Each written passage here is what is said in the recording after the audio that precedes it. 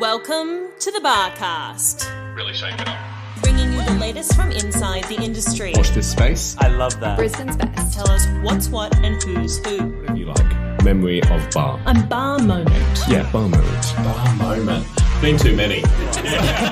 Barcast is live in 3, 2, 1. Hello and welcome back to the Barcast, a podcast that is bringing you the latest from inside the industry. I'm still your host, Lauren Pollock, and joining me back on the mics this month is my co-host, Liam, from the Bar Committee, plus our fabulous industry guest. Liam took the mic in the very first episode with Clinton, so don't forget to give that a listen if you haven't already. Liam, welcome back to the mics. Good day. Thank you for having me back. I'm very excited about today. I don't know about you. Oh, exceptionally excited.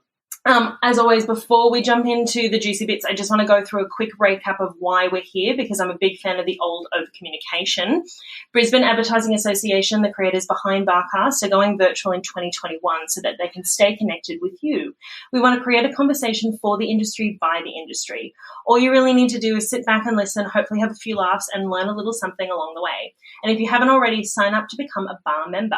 But don't just take my word for it. Liam, why should our amazing listeners become bar members? I'm so glad you asked, Lauren. It's been a question on your lips, I can tell, for a while. I've been eager to get it out there. And look, the answer is really simple. As I said in the first podcast, but I'm more than happy to go through it again, is we are an organisation which is only for the benefit of members. Which I love. Exactly. And we bring our community together in Brisbane for social purpose in order to give back to our community. And we do that in various guises. The podcast is, of course, one of them, having genuine conversations with the industry and for the industry, but also through memberships. And we are a member-funded organisation. We don't make any profit. Any profit we do make is channeled right back into the community. So please do check out our website, our brand spanking new website, and have a look at the membership section. It's a very good website. I'm very excited. And base membership is? Only $33 and tax deductible. That's Liam's favourite thing to say. Yeah, I said it at least 3 times every podcast. So that's number 1. Here we go. Take a shot every time. For more details on all things bar, head to bar.org.au. And with Liam back, our favourite segment is also back. Liam, I'll let you do the honours of introing. The barometer of news. It's one of my favourite segments, and I've been doing a good bit of trawling, going down a few internet rabbit holes, as one would expect. And there's been a couple of things that have been getting our attention as a committee. And the first one is fascinating, absolutely fascinating. It's what we can't get enough of. And I don't know, Lauren, whether you've heard of this, but if not, we're going to do a bit of quick education session on B Corp accreditation. Have you heard of that before? No, so this I'm trying to do a little bit of research before we hit the mics, and then I thought, why should I do research when Liam is clearly an expert in this area? Well, I did jot down some notes to just give the soundbite because they are a brilliant institution, and I went down such a rabbit hole. I spent like 2 hours researching them. Yeah. So B Corp is, for want of a better word, it's about sustainable business. Okay. And it's an accreditation you can get as a business to ensure that you not only have the right values in place, but you have a legal certification in terms of your commitment to both profit and purpose. And what that means is that if you get it as a business, you consider the impact of your decisions on community and your shareholders. And it's fascinating because there are actually some digital agencies that have actually got this, but it's a worldwide accreditation. And I thought it was fascinating. It's an accreditation out of 200 points. You need 80 points or more to get your B Corp certification. And increasingly, post-COVID, as consumers are thinking about more sustainable type of purchasing and considering the societal impact that companies have, I really think this is a hot topic and something that not just advertising, communication and marketing businesses should consider, but broadly businesses as a whole as we start talking about the finances around the triple bottom line, so people, profit and planet. Have you heard of B Corp? Yeah, I hadn't before you brought it up, but I'm very interested in it. So any business can become certified. That's right. And so the certification involves, and it's actually funny, I'm actually signed up for a course. They offer a free course. Wow. And you can actually, it's introduction. As an individual. Yeah, as an individual. And they partnered with Torrens University. So I'm very clued up. So yes, there's 2 parts to it. One is essentially an assessment of all the things you do across a couple of areas of governance, workers, community, environment. So you need to get 80 out of 100 to become accredited, but you also need to change your company constitution, which is essentially for your company, have a constitution, it's for the benefit of shareholders, but you change that to also have a broader remit than just your shareholders, so community, for example, environment. So I think as we talk about sustainable and ethical marketing more in our business, which is a huge huge amount of noise and good discussion around that. I think this is going to be an interesting thing to watch. And I did have a quick look.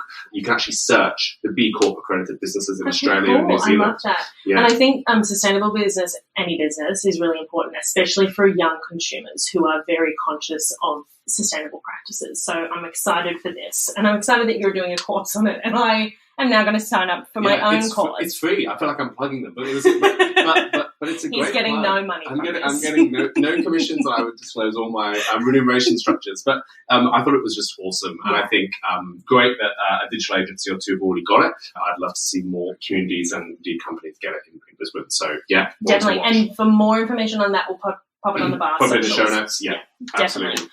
Okay, so next on our list of things to talk about is the AANA or the AANA. Yeah, well, look at you doing that. You're very well versed. I know. I just shake me in acronyms for that, and a healthy dollop of cynicism as well.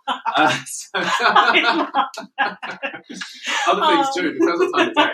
But the AANA and MFA, so the Australian Association of National Advertisers and the Media Federation of Australia. Oh my God. I'm just getting bar wrapped around my tongue. I can hear everyone dialing out. They have put together an incredible document, which is essentially a best practice guide to pitching. Now, whenever I mention pitching to anyone in the business, so client side, agency side, media partner side, you normally get that kind of half frazzled, half excited look. It's nerve-wracking. It is. And I think it is the glamorous end of the business. You do some of your best work when you pitch. In my business, we talk about pitching as a great way of incubating talent, creating new product, and really doing things that perhaps are more risky than you would do if you had an existing client. But it's also a really laborious process. And the trend now, of course, is you do all that work for free. And there's a lot of IP which agencies and other providers essentially give away in that process. So I think it's really great that we now have what is considered industry best practice when it comes to pitching. And they've put together this amazing scorecard of principles, so respect, fairness, transparency, and accountability. The things that I drew out of it, which I'm very curious to see, not just agencies in Brisbane, but hopefully nationally ascribe to, is how do we incorporate, one, value more than cost, and secondly, something called a behaviour charter. Okay. Which, so at the start of the process, they encourage that you put out, in terms of the tender documents, a charter of things like the high-value behaviours you expect during the process, how feedback will be given, what the feedback mechanisms are, the specific evaluation criteria, who owns IP, and there's even a note on pitch fees. Imagine being paid to pitch. Amazing. But that would be the dream. So I think it's an amazing step forward. And I think many people listening will be pleased to hear we have that step forward. But there's also a lot in market, and there has been some interesting articles and ad news and other trade press around some advertisers already going perhaps against what best practice would be. So an ongoing area of really interesting concern for us as an industry, and something I hope that many adopt, and certainly in Queensland as well. And of course, being in a business yourself, you must pitch for so many things. We do. So I'm keen to to have a look further into these guidelines, because I think it'll help us structure our pitches a little bit more, with a bit more oomph and guidelines. And not only that, I think it should be fun. Like I think we often think about pitching and go, oh my gosh, it's so much effort, and yes, it is, but it also should be fun. It should have some glitter to it, and it should, in theory, be an enjoyable process for everyone. It should have a wow factor. Yeah. And it shouldn't feel like a soul destroying exercise. So I'm really pleased. I'm glad I'm not the only one that feels that way. I'll say it, don't worry. But so I'm really pleased. I think it's an awesome. The AANA and the MFA deserve the credit for putting that together for sure. Fantastic. And we'll again put those details in the Barcast notes. And the final thing we're going to talk about today is overhead on Queen Street. So overhead on Queen Street. Yes. So it's overhead. My God, I don't have my glasses on. So we obviously live in beautiful Brisbane, which has brought the sunshine out today. Yes. But we haven't been all sunshine. After our monsoon time, I felt like an amphibian of late. There's been that much rain. So yes, overhead on Queen Street. So one thing that's been really interesting from a local point of view is the importance of Boomtown. So Boomtown is essentially an initiative by regional media partners to promote the value of not just the regions holistically, but specifically regions for advertising. So they're a really interesting organisation, and Queensland in particular, I believe, and many in our industry and our association believe, is well placed to leverage the power of regional Australia. Brisbane is about 48% of the population of Queensland, which is very different, of course, when you think about the likes of New South Wales and Victoria. And there's been some brilliant stats that the Boomtown have actually released when it comes to the power of regional Australia, and some things that I just wanted to sense check with you, Lauren, see whether you thought would be surprising or not. Okay. And where are you from originally, Lauren? Brisbane. Oh, yeah, okay. I am from Brisbane. Right, Brisbane born and bred. Okay, well, we can dispel some of the stereotypes that you may have. So, I have a question for you. Well, it's not live, but you can pretend it is. So, I'm curious to know, what do you think is the number one employment sector or role in regional Australia, holistically? So, a type of category of profession. I would love to know what you think the number one is. In regional Australia? In regional Australia, yeah. I'd assume like farming. Oh, okay. Do my own sound effects. No, actually, you would be wrong there. I kind of trapped you. It's actually professionals. So 562,069 people in regional Australia are professionals. Exactly. The second is... My face is of shock. Mm-hmm. I'm the shocked. The second is technicians and trade workers at 15%. And then the third is at 13% managers. So interesting. Okay. Yeah, interesting. Interesting. Yeah. And so 30% of regional consumers have a professional management role. So it's interesting. And so thank you for being my guinea pig, by the way. And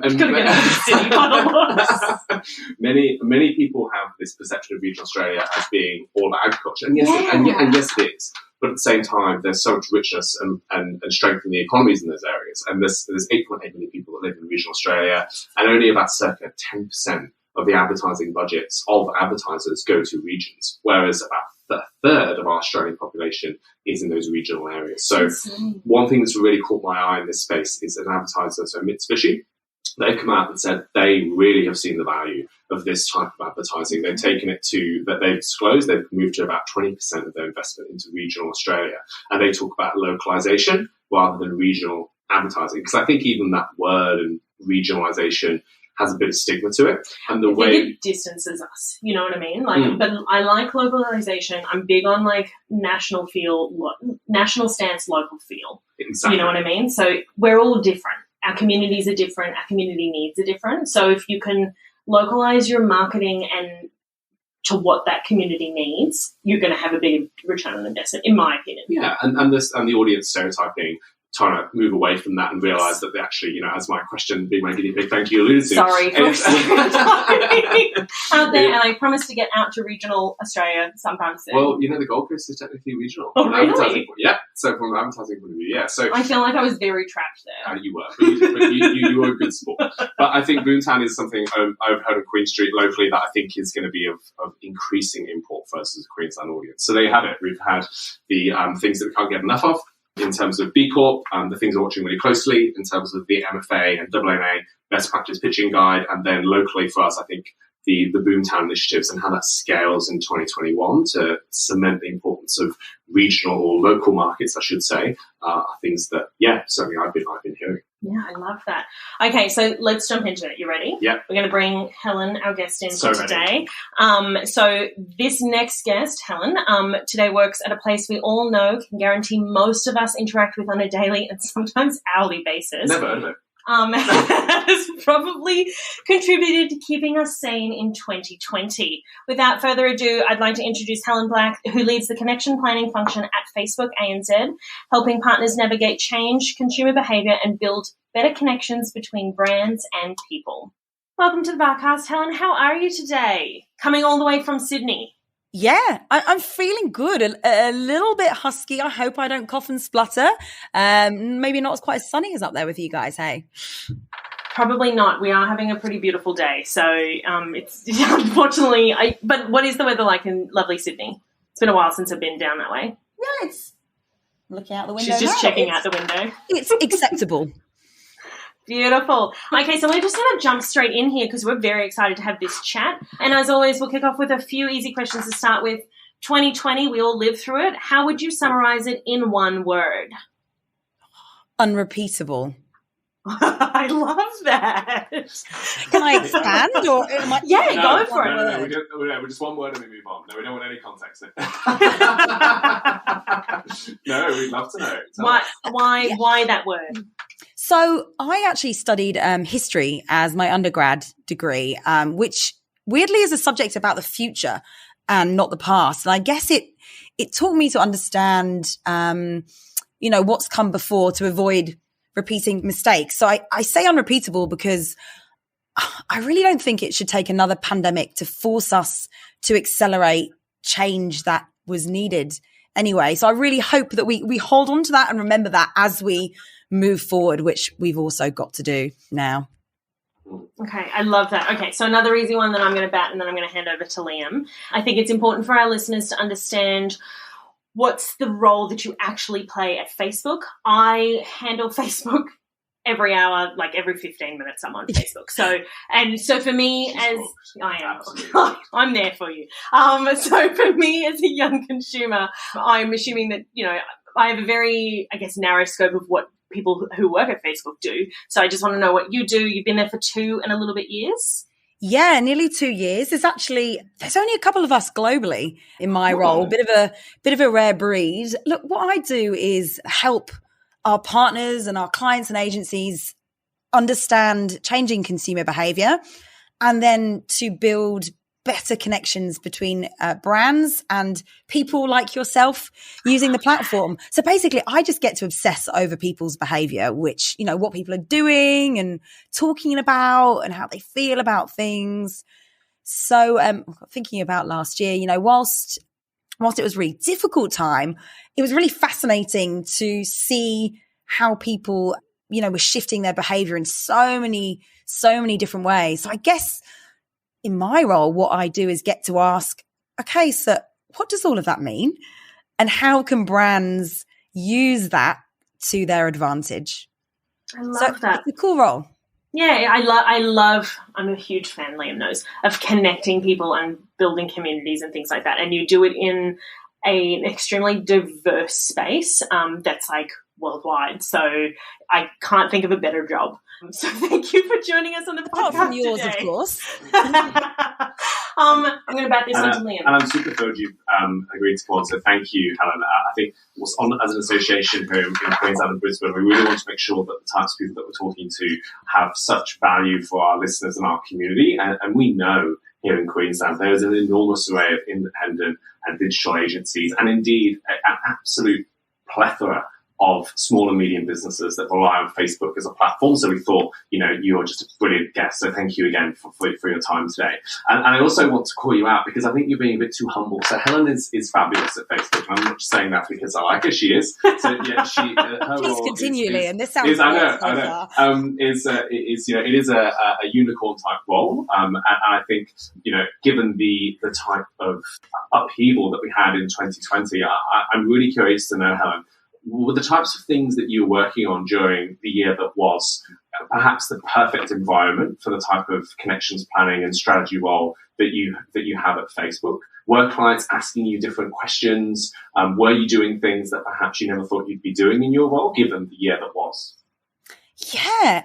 I mean, people were asking so many questions. And especially at the beginning, it was like, what are we going to do here? And then to understanding people's behavior, I think going straight back to, okay, well, what are people doing? How are they responding differently? And making sense of all of that. I'm kind of sort of laughing a little bit in my head now about this podcast because I did this weekly, it was called COVID Live. I did a weekly webinar around the sort of the changing insights that we were seeing and how marketers might be able to make sense of that. So it actually kind of kept me sane and gave me a real rhythm throughout the first part of lockdown to be keeping in touch that way. But get lots of different questions as people were trying to, make immediate kind of contingency plans and then start to think more strategically and long term. Okay, how are we going to shift and adapt here? And do you think we have any good lessons or types of behaviours that will persist as we move into, and I'm sorry, I get the buzzword bingo, I suppose buzz it out, into a post-COVID world or PC era? Do you think we've got any good lessons and learnings or behaviours that we will carry over? Yeah, I think one of them is around the increased sort of desire for flexibility when it comes to marketing plans. And I think with all of that disruption that happened to, supply chains and consumer demand, it was the adaptable brands that really survived and grabbed hold of opportunity, I guess, in everything that was going on. So, whereas we used to see this kind of fixed marketing and the lay down of plans sort of a year ahead, 6 months ahead, I think everyone has understood that they have to be so much more agile and sort of have a strategic vision, but know that things are going to change quickly, and even very simply around border openings or localized lockdowns. And just, I think that mindset will continue through. I think that is a really valuable lesson. And related to that, I think we've all seen, and certainly I've got a USB drive and files of probably like 30 or maybe even 50 decks of predictions for the future in the post-COVID world and trends and things like that. When it comes to your area of expertise, of course, communities and social, what do you think is the one big change we're going to see as a result of COVID? Or perhaps you're seeing it already in the types of briefs or the types of activities you're seeing in market? Yeah, I think so. My prediction is kind of about prediction. Oh, I like it. Inception there, sorry. But, I know. So, if you think about, especially with so many more people sort of jumping into online experiences, there's just so much more choice than we've ever had before, right? The shop floor is now infinite and choice is no longer bound by shelf space.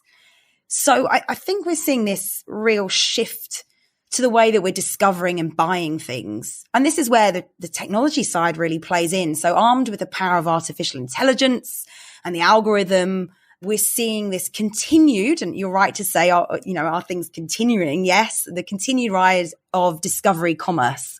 So not just sort of meeting consumer needs, like, searching I'd like a new top, but actually anticipating and predicting them.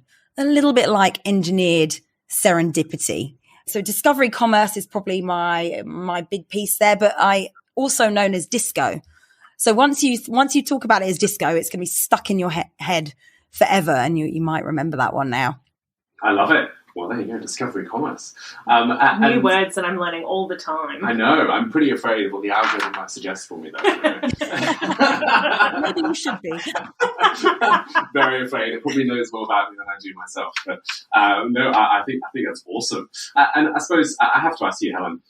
Obviously you work at Facebook, and I suppose it's one of those employers that are, for want of a better term, they're one of those barbecue employers. You mentioned that. When you're putting your schnags on the barbecue, and you say, "Oh, wait," the question comes up.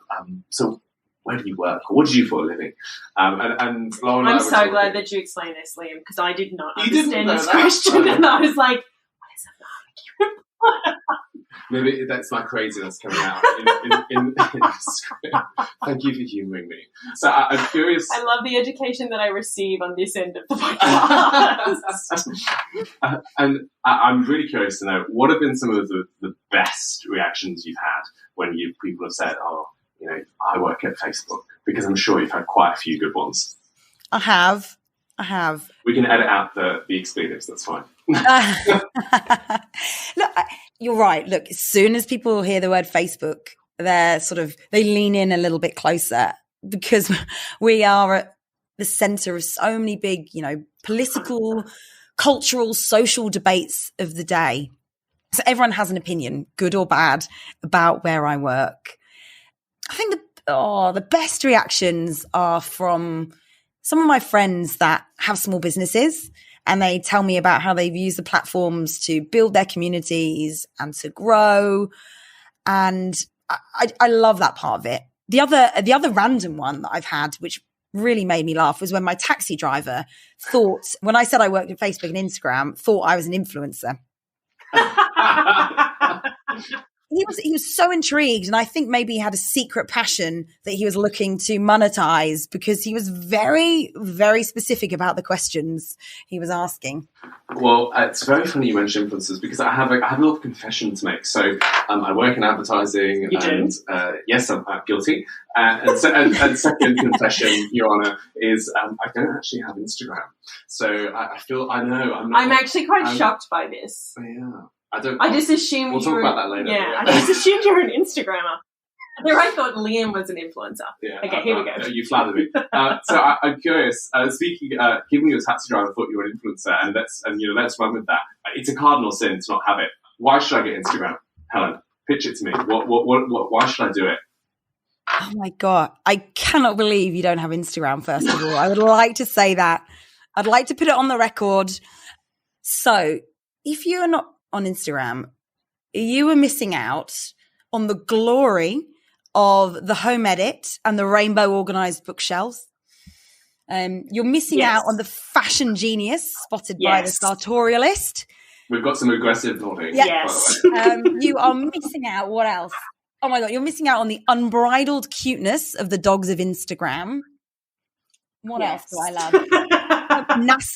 NASA has some of the most beautiful imagery of the universe I've ever seen. I'm just going to stop you there, Helen. Everybody go and follow NASA now. Yeah, NASA. And you're missing out on Beyonce as well. Equally as impressive as NASA, right? So I guess Instagram is I see it as the beating heart of culture, where you get closer to what you love, you feast on your passions and you discover things. Have I converted you? I'm hoping maybe Beyonce. I think Beyonce's already getting you there. Okay. Yeah, and the NASA thing is tipping me over the edge. And I think you did very well. And it's a bit of an aberration, but I had to, given you're on the podcast today. So I think. Okay, so Liam, you're not on Instagram. No. Are you on TikTok? I'm not on TikTok. No, okay. I'm not on TikTok. But TikTok it's sort of like building momentum. It's here, it's there. It's also on Instagram, so you don't have to get both. You could just... TikTok's on Instagram? Well, they just transfer their Wow. TikTok files onto the Instagram, and so I don't have to be on both either. But Helen, how do you feel social as a channel is changing in 2021 and beyond? Like, let's not cap it at 2021 because things are always changing. Yeah. I think social is just the most fascinating place because it's where we do so much. We are snooping into the lives of Beyonce. We're catching up with our friends, messaging our friends. We are joining community groups, all these different behaviors, right? And time spent is growing and usage is diversifying. What frustrates me a little bit though is how we're spoken about as a channel. Okay. So how can all of these different behaviors that people are exhibiting and how they can be harnessed in so many different ways for so many different outcomes, how can they be thought of as one channel, right? We've got video products that are in line with other online video. We have customer service capabilities. We've got the diverse voices of influencers. So I guess I'd love to see clients and agencies think more deeply about the role that social, I'm doing inverted commas, I realize you can't do that on a podcast, social in inverted commas can play on a plan and really break it down and be more thoughtful with the different ways that they can use it. Brilliant. And I think that you're right, the versatility is the strength and the issue in the classification, I suppose. Which, and to that end, I'd love to know, Helen, you must see so much in terms of best practice campaigns. And I think we'd love to know what would be your pick of the best of recent times where social, again, inverted commas for the audience, has been used to that versatility and to that strength. What's been one of your favourites? My all-time favorite, this is a big statement I realize as I'm making all-time favorite advertising campaign is Nike Nothing Beats a Londoner. So I don't know if you guys have seen it. No. I can hear everyone frantically Googling it. Yes. Okay, so frantically Google as I do a terrible job of explaining it to you. So it's about these endlessly enterprising, fiercely competitive young Londoners, and they take us on a tour of their city and they're striving to one-up each other with their sporting prowess in football and fencing and all these random sports. And it features these incredible cameos from famous Londoners. And because I grew up in London, it just gets me. I think it's genius. And the other reason I love it, so not only from a really personal perspective, but also they They use the cultural power of social to get momentum behind this idea. They started with social. They sort of used the influencers and the famous people that are in the content. They used little snippets of it and they drew you in. And it was so, so good. Amazing. And as a Londoner too, I can resonate with that. And now actually, I do think I remember it. Now you've mentioned it. So I need to go and just check. Well, I'm glad it stuck with you then. Yeah. No, it's actually, it rings a bell in my decrepit brain. So yeah, there we go. That's one I need to go and refresh myself on. And I'd love to come back, Helen, to something you said, which I know would have resonated with Lauren, around small medium business and indie digital agencies, and listening to this particular podcast and probably thinking, how do I take my relationship 100% with Facebook to the next level? And that's obviously a massive loaded question too, Helen. So in a few quick sentences, how can we take it to the next level? What broad advice would you have for those who are listening? I'm going to give you a really simple answer because I think, Liam, you spoke about the sort of the breadth of Facebook is the sort of the great thing, but can also sometimes be overwhelming. So really simple advice. Blueprint training. There's so much great resources and stuff online that you can follow Blueprint training. I love Blueprint training. Do it. I tell all of my friends to do it who are in this business, like, do it. Yeah. So do it. There you go. What she said. Just do it. And there's just tons of resources online. Facebook for Business, lots of useful things there. So that's a very simple answer, but look into those resources and it's a great place to start. Beautiful. And it's fun, actually. I'm actually involved to do a Blueprint course myself. Oh. Yeah, I know. Just do it. I'll be reaching out for any hard questions, Helen. Don't worry. Well, I am also going through my own Blueprint certification, so you can do it as a Facebook employee. So there you go. we can form a study group if you like. There you go. We can get our mind maps out. Mark pens and post-it mania. It'd be fun. The other thing, Helen, you kind of skirted on it when you talked about versatility and even the Nike campaign. There's some overtones of it. And you talked about influence and UGC in that example. I'm really curious to know, in terms of the marketing critics, academics, thought leaders out there, of which there are many and many interesting personalities, is there one that you particularly fangirl over? You think, yes, I'm completely aligned, or are you more kind of buffet and style? I agree with that one, help with that. I'd be curious to know. I have to, probably the second. I can sometimes be a contrarian, so I will always find something to pick apart or explore further in what people say. Something I'm doing right now, actually. So I'm running a program for some of the best planning talent in Australia at media agencies. And I'm living my fangirl fantasies right now because I'm talking to all of these incredible people. So from Rosie and Faris Jacob, if you know those guys from Genius Steels, been speaking to Megan Quinn, who was a co-founder of Net-a-Porter. And this is the uber territory for me, Malcolm Gladwell. So that is just the ultimate thing. So I am so lucky that I get to chat to some of these people. So maybe actually I do fangirl over him a little bit. That's true. I mean, who doesn't? What a brilliant brain. That's amazing. Wow. Yeah. We're sitting here looking very jealous. Yeah, exactly. Okay, so we're going to wrap up with a quick fire. Is that right? Yes, I think we'll do some of our favourite regular quick fire questions. So I'm going to start. Yeah. What's more important, media or creative? Creative. Fantastic. Ooh. What is more effective, Helen? Traditional or digital media? Digital for effectiveness across the range of objectives. What's your preference? Zoom meetings or face-to-face? We're obviously on Zoom, so. Yeah, but face-to-face. I may have to appropriately dress my bottom half, but I can read body language and lean in and get close. Oh, you should see us. We're face-to-face and we look terrible from the waist down. So. And then, finally, what is more irritating? Workshops or marketing jargon? And in this instance, you have to assume that there's no marketing jargon in the workshop. I love that classification. They're mutually exclusive. I think you're really unkind with this question. So my answer is jargon, by the way. But I think a good workshop is a thing of absolute beauty. I just think the problem is there aren't as many good workshops as there should be. So that's jargon for sure.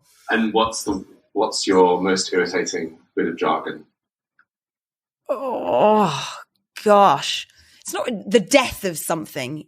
Sort of the death of advertising and the death of brand building. You know, like even Kodak, is still going as a business. It's not died. It's just changed. So no death of, please. If it's not dead or dying, the industry isn't interested yet.